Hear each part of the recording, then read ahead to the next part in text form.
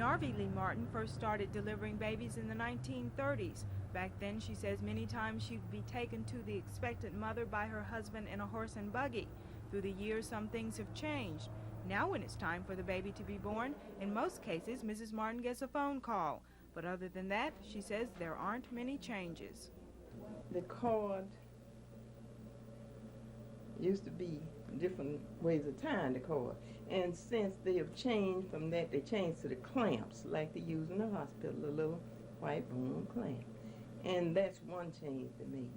And other than that, they're typing the blood. We used to didn't have to get the blood typed for the baby. Those are the only two just real changes we've recently had. To keep up with current medical techniques, Mrs. Martin and the other 3 granny midwives in this county attend monthly training and proficiency sessions at the Public Health Department. The expectant mother gets medical attention from the doctor and nurses on staff first. Then if the woman is a low-risk patient and wants to have her baby at home, she's referred to one of the 4 granny midwives, whose only job then is to deliver the baby.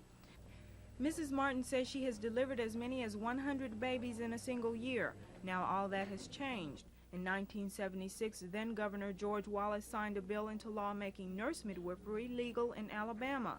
The Attorney General at that time interpreted the law to mean that no new certificates be given to traditional granny midwives, and the state began phasing out the granny midwife program as the licensed ones retired.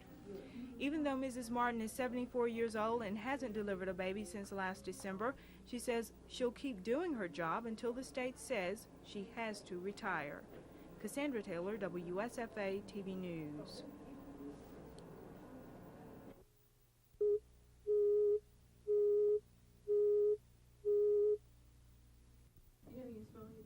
Unlike granny midwives, nurse midwives have more direct contact with the patient. The nurse midwives are specially trained registered nurses who give prenatal care, deliver the baby in the hospital, and take care of mother and baby for several weeks after birth.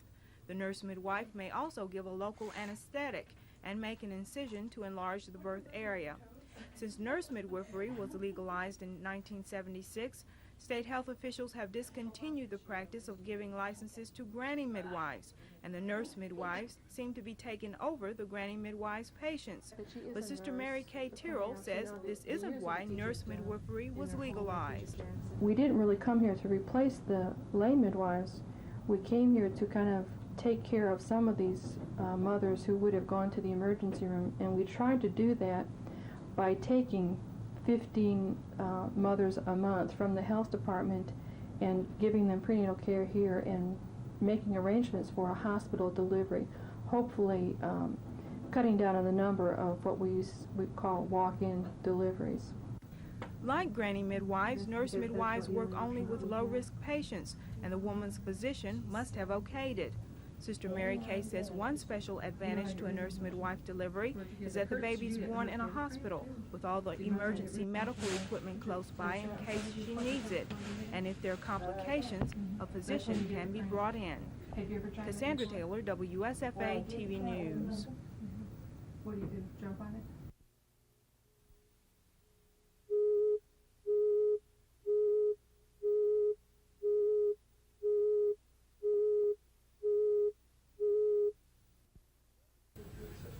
More and more women and their husbands are attending classes like this one so they can learn how to care for the baby after it's born and how to go through labor and delivery with minimum anesthesia.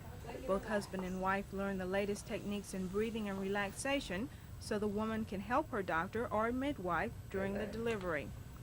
Most babies are born in a delivery room like this one. The physician and nurses who attend the birth have all the medical equipment at their disposal that they might need.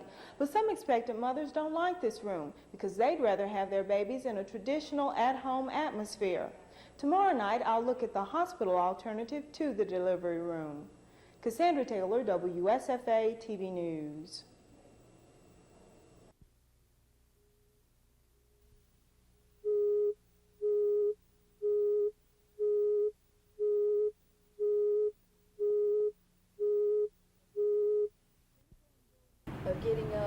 Jennifer and Bill Nolan decided to have their baby delivered by nurse midwife Sister Mary Kay in St. Margaret's birthing room. and it looks a little like a bedroom in a home. Jennifer relives her experience in the birthing room as our camera takes her place in this recreation. We had the first child in the traditional delivery room, so with our second child we chose the birth room.